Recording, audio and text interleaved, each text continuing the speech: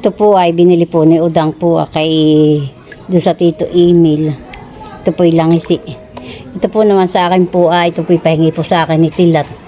Ito po yung bidbida. Ito po naman ay yung pumbulang-bulan na nga pong hinihiwa. Nililinis ko na po. Madami po silang nahuli. Yung pinagbibili po nila. Madami pong nabili.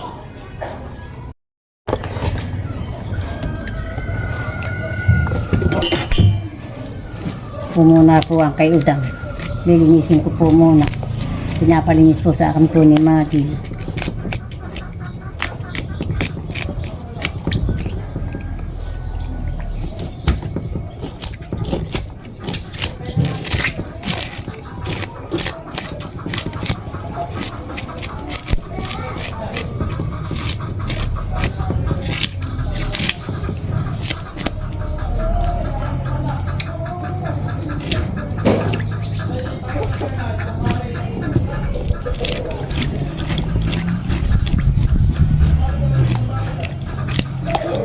Ito po isang kilo, 2 guhit daw po. Sabi po ni Madila.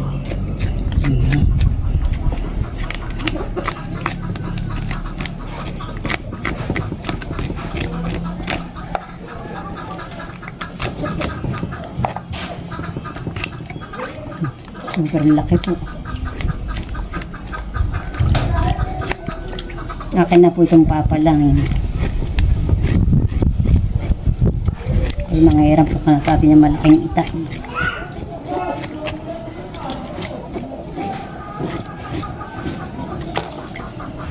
Kaya doon na po kay Tilat ako mga hihiram po. Inis ko na po yung akin pong isda na pahingi po ni Tilat. Saka po ako pinahingi po ni Emil, ni Bossing ng 1 peraso. Ayan po. Yan po yakan na pong pinalang-palang. Ayan. Yan po yung kapartida po ni Tilat. Pinahingi po sa akin. Kadami po. Tapos po ayan po ipahingi po sa akin ni tatay. Ni Tia Flor po. Ito po pinahingi. Saka po yan po yung doon po rin po kay Tilat. Tapos po hindi pa po ay maliliit. Ayan po. Yan po yung kapartida po ni Tilat. Doon sa Tito Emil po. Ako po pinahingi. Pinahingi po ni Tilat. Yung pong huli po nilang mag-asawa. Sila po ay nagsara. Bayan po. Ito pong asilinis na. Ito pong isa po hindi po. Ito yung mga singkag po. Yan po yung masarap pong pamerito. Ay ka na po din lilinisin po mamaya pagkatapos ko po. Ito po atin pong isisigang. Isang buo po. Yan, pinalang-palang ko na po. Super taba po. May bintak po. Ito po nga asim kat naman. Sa atin pong sinigang. Sak lang na po. Nagyan ko na po ng asin at saka po bigsin. Saka po may luya na pong kaunti. Yan. Mamaya na po natin lalagay po yung kat naman. Pag siya po ay maluluto na po. Po ang akin pong iaasim pong kat naman. Yan po. Nabakbak na po. Yan po nakulo na po. Mamaya-maya ko pa po ilagay yung kat naman pong pang-asim.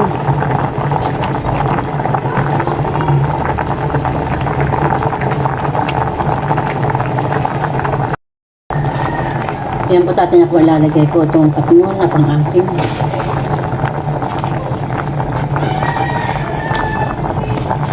Yan po ay panghapunan po namin. At sinasil po ay umalis po. Punta pong Nakar.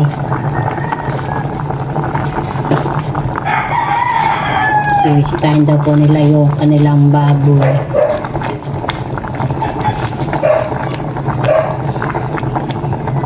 Siya po ay nagdala din po ng ulam doon sa mga mama po niya.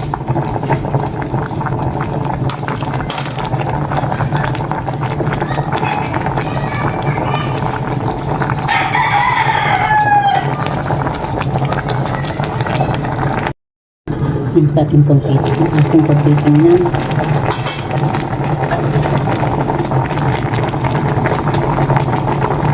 Matigas pa po yung pang-asim.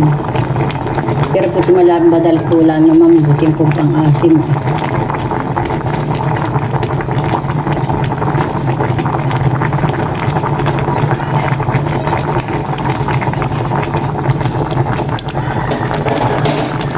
Yan po yung sariwang isda. Yan po ay luto na. Ako na po papatay.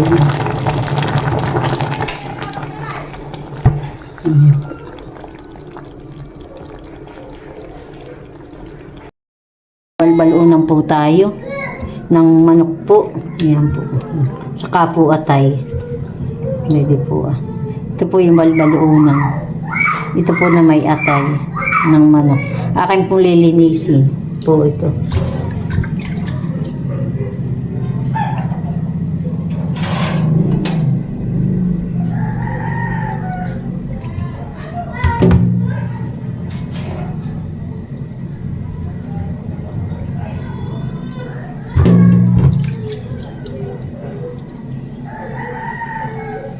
Ito po yakin po akong huhugasan pa po. Tinitingnan ko po lang at baka po may buwan pa po. Yung pong balok. Siya po na may malinis na ihugasan ko po.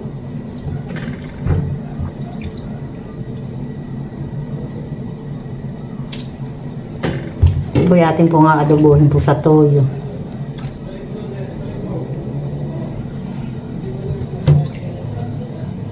Para po naman malilinis sa kanilang pong huhugasan.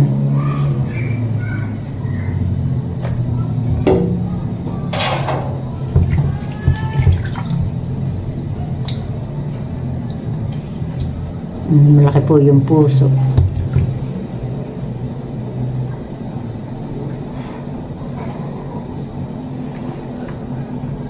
Titingnan ko po't baka po may abdo pa. Yan po yung mapait.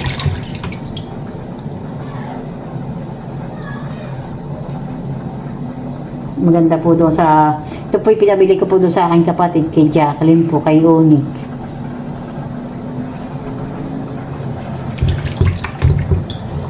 Nagpabili po ako ng 1 kilo. Pinakalagay po lang niya po ng sa rep, doon po sa kanyang pinagtatrabaho na.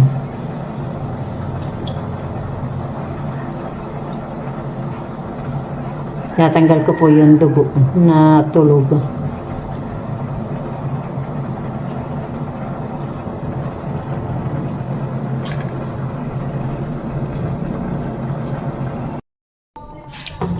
Yan po ating pong hugasan pa po.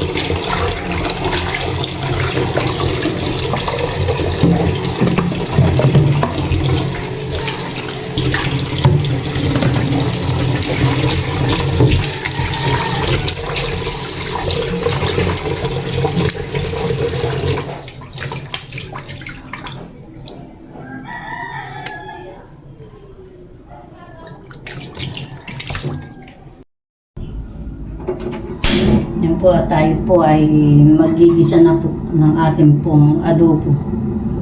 Adobo sa toyo po.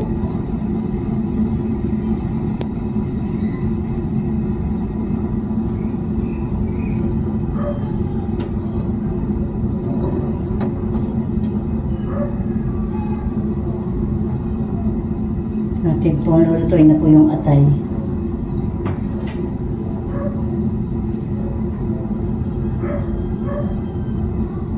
Hindi na po nalagay po itong mga itali.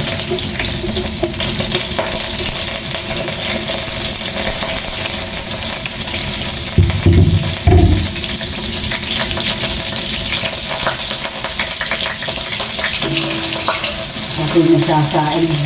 Pati po.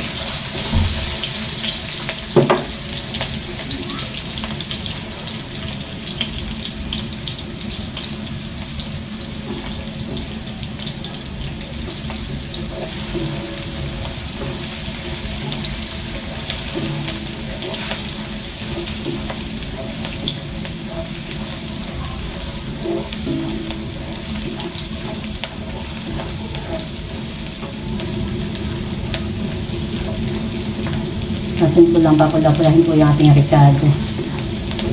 Ito po ay bawang at sibuyas, saka po luya. Nilagyan ko po para po tanggal ang lansa.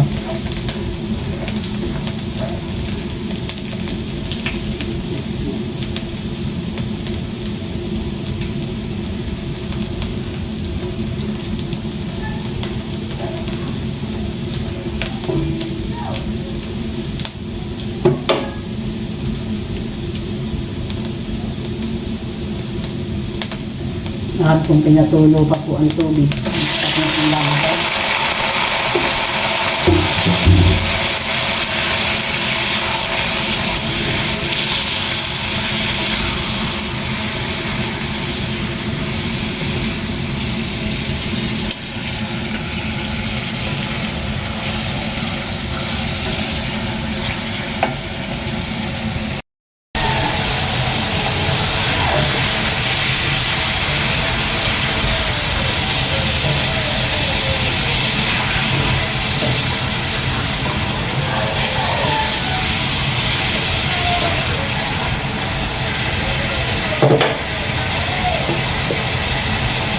Ngayon na ko na po yung paminta. Ang pinta.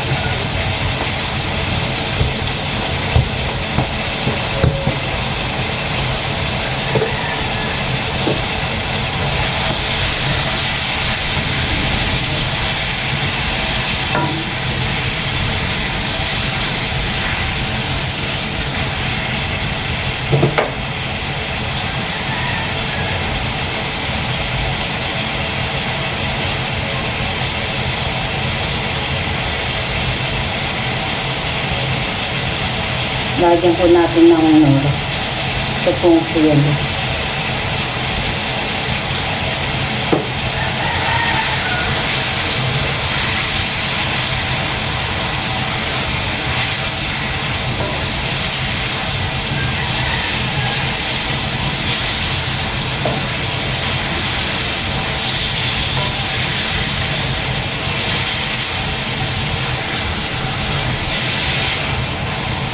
Maya-maya po natin lagyan po ng toyo.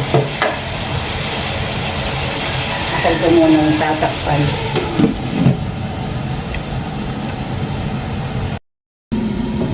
Atin pong haluin.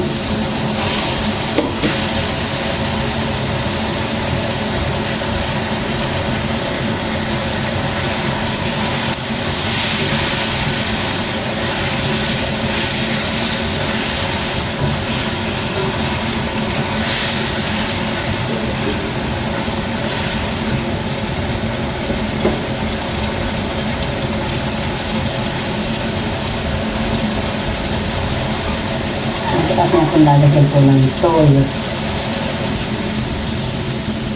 Ano po lalahat? Tama na po yun. Lalagyan ko po ng suka.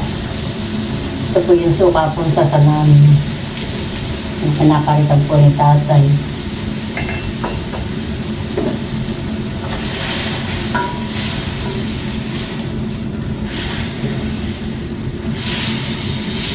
Yung ginagawa pong alak, ayun po ang suka, yung tuba.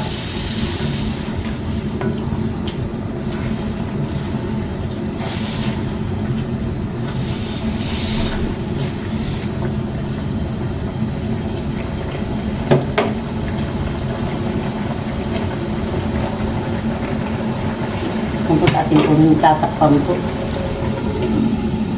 Na po. Yan po ay maya-maya ko po kukuhanin, bubuksan. Tapos siya po ay matigas. Atin po munang papalambutin. Yan po natin kung mahaluin.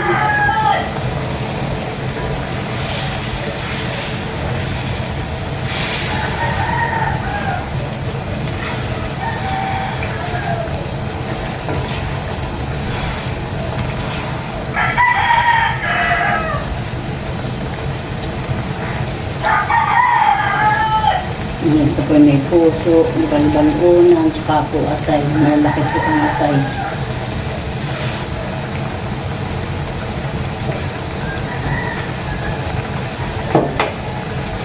Ito. Saan po yung tatakpan? Akin yung tatakpan. Natin po yung hahaluin. Nalangas-langas na po. Akan pa pong bata, dahil pa po ng kaunti. Nadaan pa pong sabaw.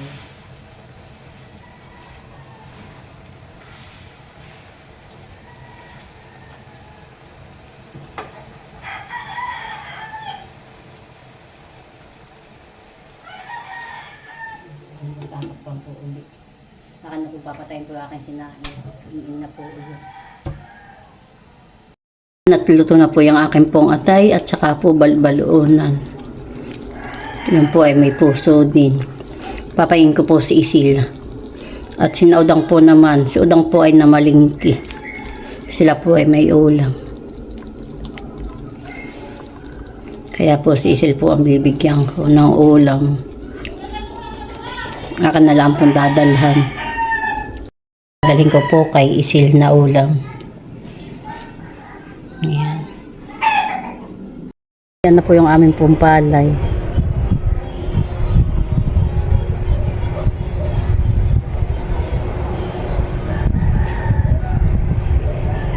At bayan po si Tarampuah, nagpapalaylpay po. Tinatanggalan po yung pong basig ng damo. At malago na po yung pinakandamo po doon sa dinadaanan. Yung mga hatian po. Ayan po siya po. Gumanda din po yung aming palayan.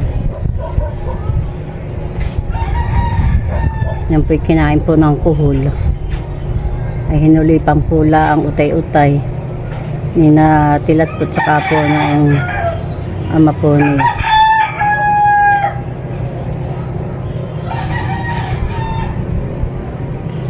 Buho na si Shin. Naglalakad po sa kali.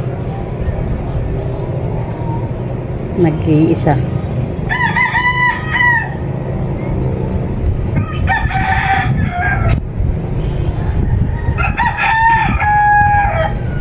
May sasakyan.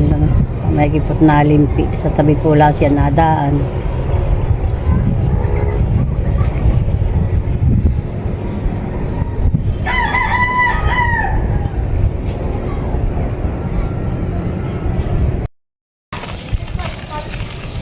Ayan po si Shane, nagbabike na po uli. May pagtayo pa ni Nicky sa tabi lahat pag ikinadanas. Opo. Sige. Ang tito yung magkabungguan kayo ng tito yung eh. Ng tito Gio. Buho na po si Nini.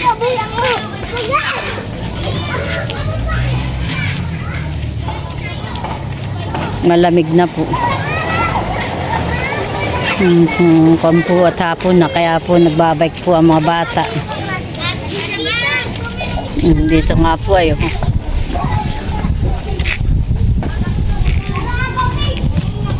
buong po yung dalawa naman ni Gio at saka po si Jude.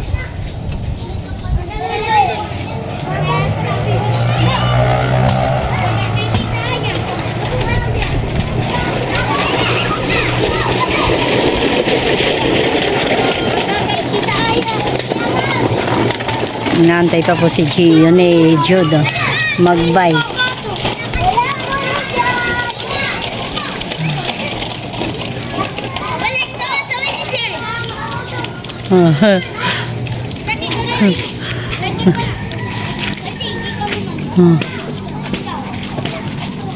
Diyan lang kayo, diyan palibot-libot lang dito huwag kayo lalabas doon at baka kayo mga danas ng sasakyan